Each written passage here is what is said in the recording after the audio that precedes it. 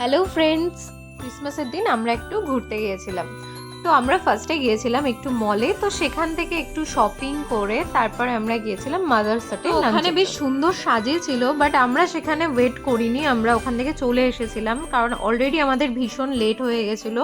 তো তারপর চার্চে যেতে হতো, সেখানে দেরি হয়ে যেত, সেই জন্য আমরা এই মাদারসাটে যে স্টলগুলো ছিল তো সেই স্টলগুলো ঘুরে আমরা বেরিয়ে পড়ি।